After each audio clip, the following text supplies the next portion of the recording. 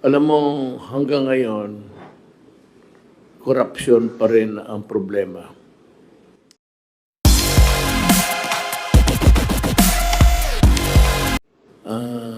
This country continues to be plagued with corruption. I have made a pledge to the people of the Philippines na yung oath of office ko, part of it really is to protect government interest. It does not say there, it's not included, but in its totality, that is what it means actually, protecting government interest. Alam mo, hanggang ngayon, korupsyon pa rin ang problema. I have made a pledge, if I remember, two sessions, 3 sessions ago, that I will concentrate the last remaining years of my term fighting corruption. Kasi hanggang ngayon hindi humihina, lumalakas palalo. Para natuloy naging inutil ang mga opisyal ng bayan na wala talagang magawa with the onslaught of corruption. Hindi po ako naniniwala na wala akong magawa. May magawa ako. Hindi naman siguro to eradicate corruption in its totality. But I think kami, cabinet members, dito sila nakikinig, in our own, not small, but in our dedication, we would come up a very strong stand against corruption. Eradication may be a part, but not all. Pero talagang hihirit ako. Ang una kong sinabi, sabi ko, yayariin ko kayo yung sa PhilHealth. At tinutuo ko talaga. Marami na ngayon sa kanila na tinanggal. Yung iba nag-resign. But let me remind everybody in this government na your resignation will not save your neck. Alam mo bakit? You are not allowed to resign if there is a pending case against you. Mag-resign ka man, hindi ka mag-report, but then you would be summoned or subpoenaed, not because you are already out of government, but because for all intents and purposes, you are still a part of government. You are not allowed to resign to escape liability. Kasi nakita ko sa PhilHealth, puro resignation dito, resignation doon. Sinasabi ko, well, maganda man yan para makatulog ka siguro, hindi ka naman mag-report ng opisina. But if you think that it would save you from criminal prosecution or administrative because you are still considered an employee, that resignation will not help you at all. Let us be clear on that. And this is my second call for a total campaign against corruption. Yung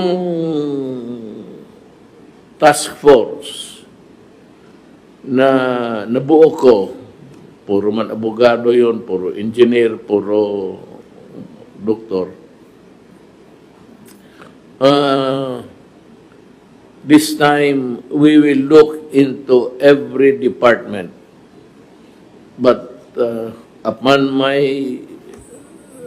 request, BS, to focus sa corruption sa DPWH.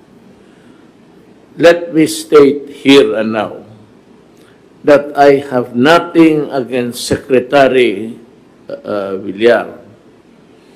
He's one of the hard-working at maraming accomplishments si Secretary Villar. But you know, accomplishments alone, to me,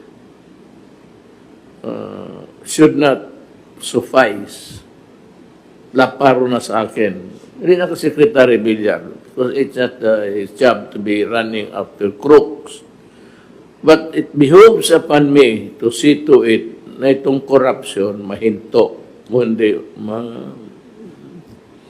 at least maputo na ng konti. So, we're expanding the investigations sa corruption sa agriculture with special focus sa DPWH. And as the same, I will order your suspension. I need not go to court. Sabi ko nga, itong presidency, hindi naman inotel. Kasi kung inotel ako, aalis na ako dito. Ibigay ko na sa iba. So, huwag ninyo akong lukuhin. Kung naging inotel man ako noon, maybe we were too busy looking for money. Ngayon na may kunting may maipakita kami sa inyo. A small dent in the infrastructure setup of Manila, and it will improve tremendously the traffic congestion. Okay na sa akin yan.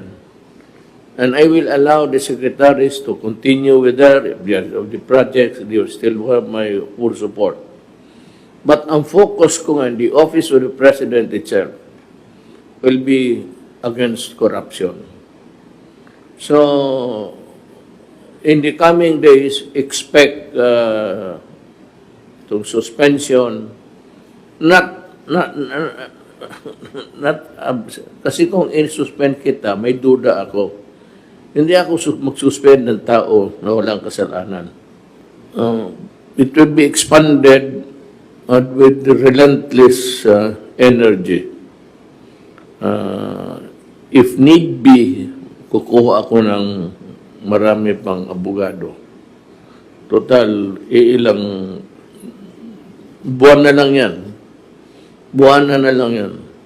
But to the very last day, may isuspend pa ako siguro ng mga empleyado. Now, that is very clear. I do not think that you will receive the message equivocal. It has only one impact.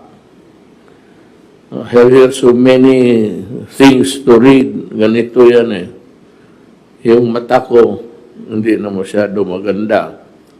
And I read the 168. Ang 1.6, may point pala yun. So sabi ko 168, 1.6. Ang 16, akala ko, diretso na yun. Kaya nagkamali ako sa tao na contaminated.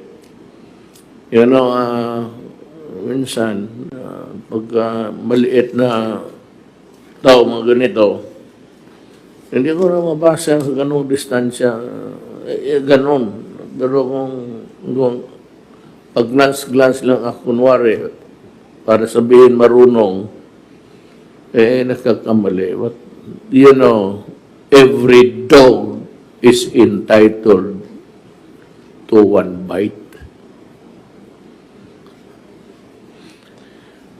Kasali dito, yung dito sa yung pagbigay ng pera, this, I don't know if it's second or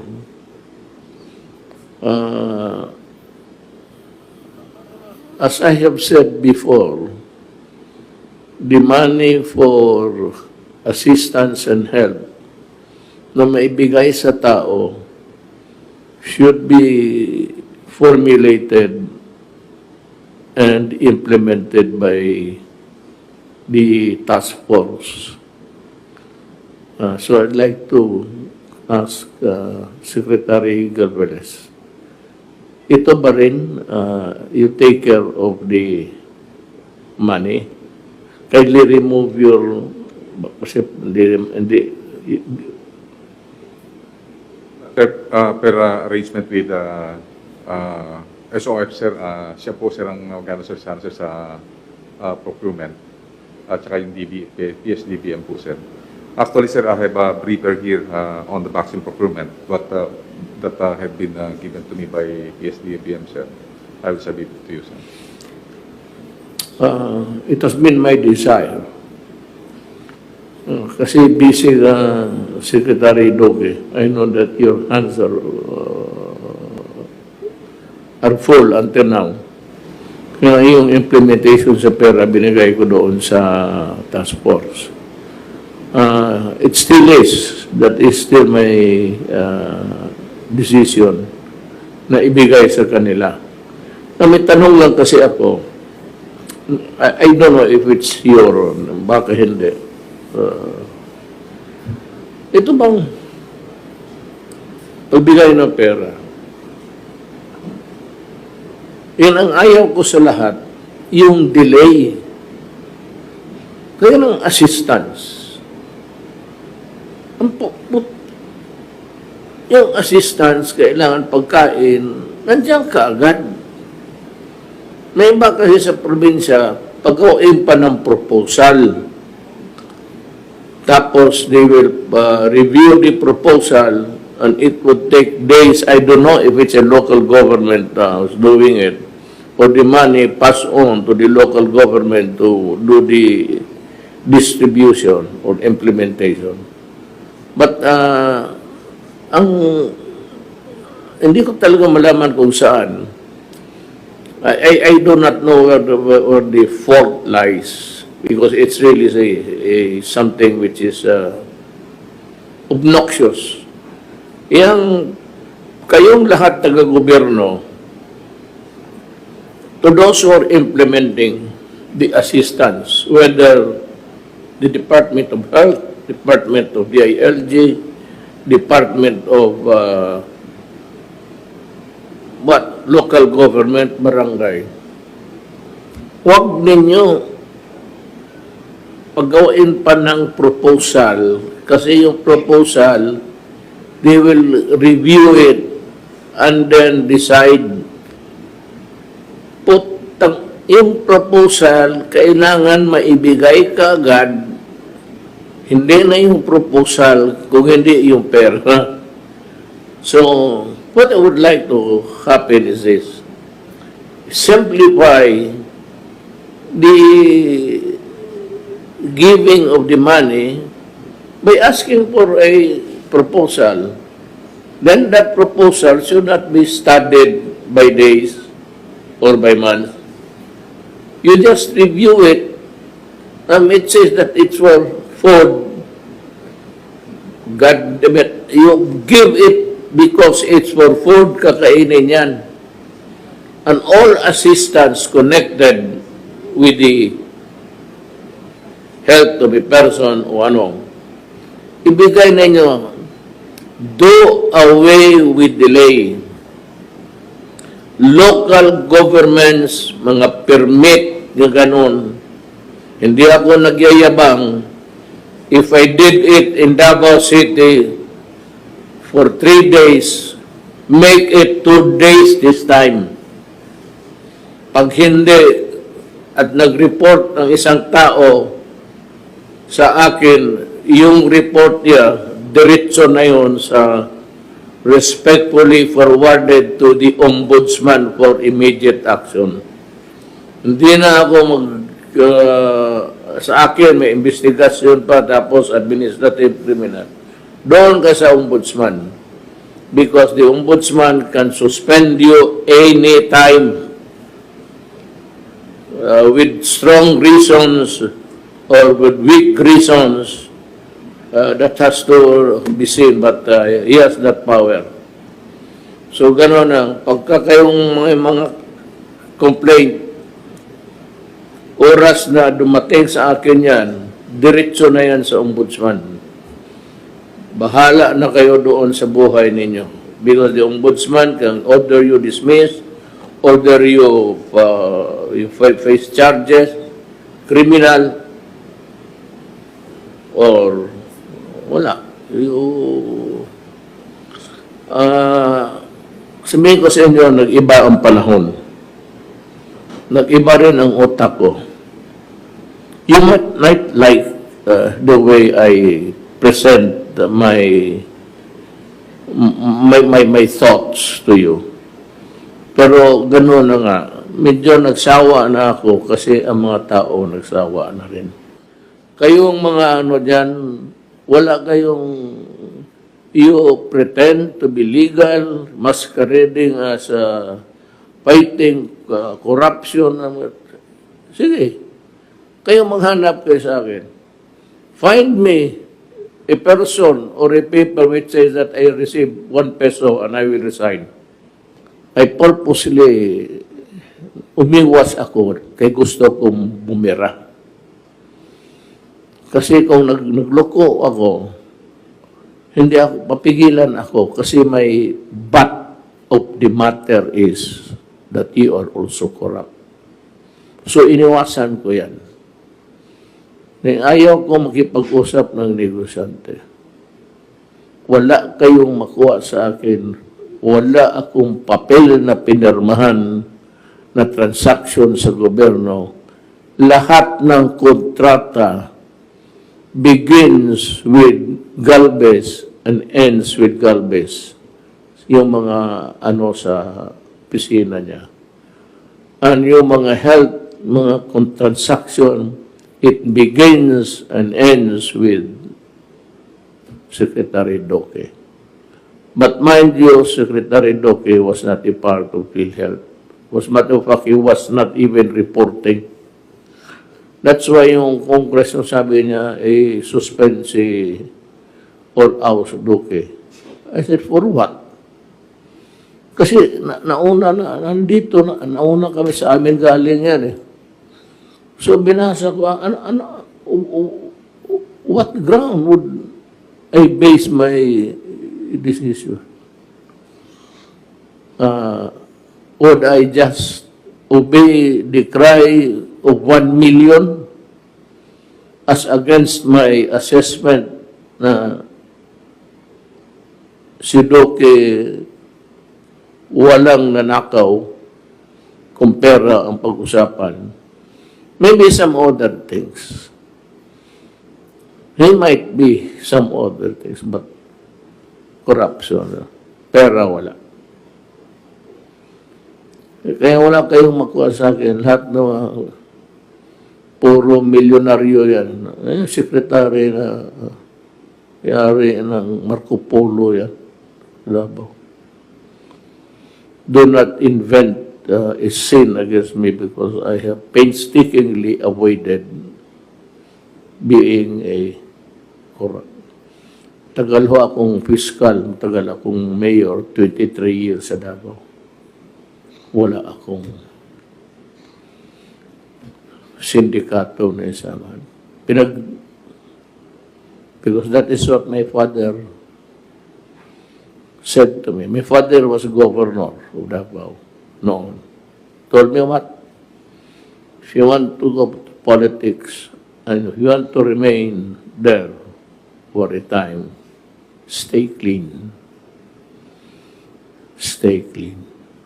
Yan ang sinasabi ko kay Inday, pati kay Pro. Huwag kayong pumasok ng sumobra, especially si Pulong, sa account siya ngayon, sa committee.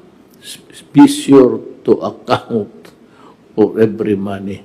to the last centavo para ang tao walang masabi.